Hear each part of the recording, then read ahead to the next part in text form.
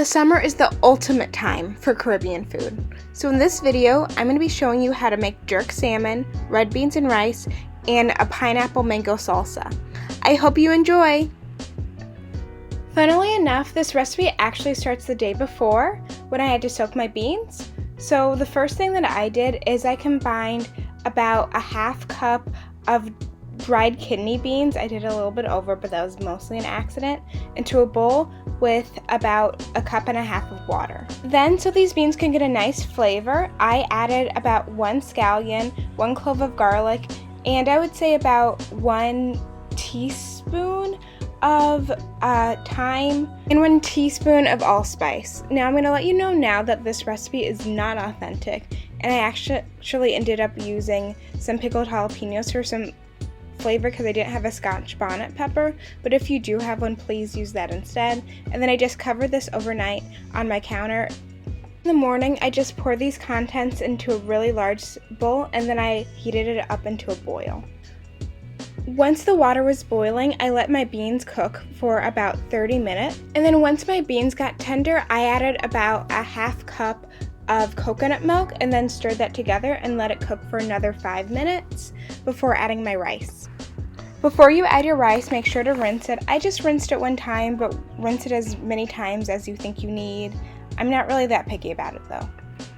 Make sure to spread your rice around so it gets in all the liquid. Also, additionally in this step, you could add a little bit more water if you don't have enough, but luckily I had enough once I mixed in all my beans. You're going to let that cook for about 30 minutes while you preheat your oven to 425 degrees for your salmon, and you're also going to get started on your salsa. Now this salmon recipe is oh so simple. You're just going to spray some aluminum foil with some cooking spray, add your salmon, rub it with about 1 tablespoon of jerk marinade. I use store-bought. And then I just topped it off with some lime slices to make it a little fancy. And then I just covered that up and put it in my oven for 15 minutes. While that was in the oven, I started on my pineapple mango salsa. I added about a 1/4 cup of mango and a 1/4 cup of pineapple into a bowl.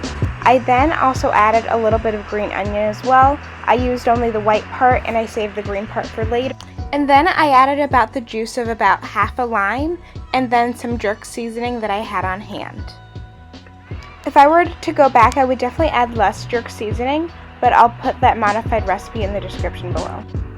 Then I just stirred that together, and then I went back to check on my rice.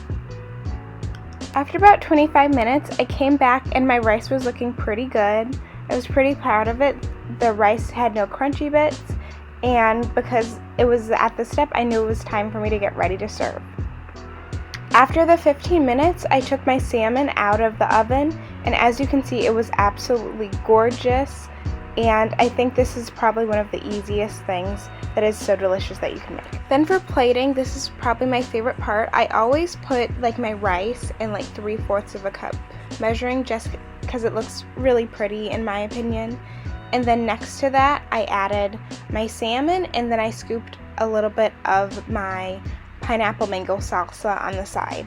And then I was ready to eat. As you can see, this recipe was actually super easy to make despite it taking a lot of time. I hope you enjoyed it as much as I do, and I hope it took you to the islands. Please make sure to like, comment, and subscribe. Goodbye!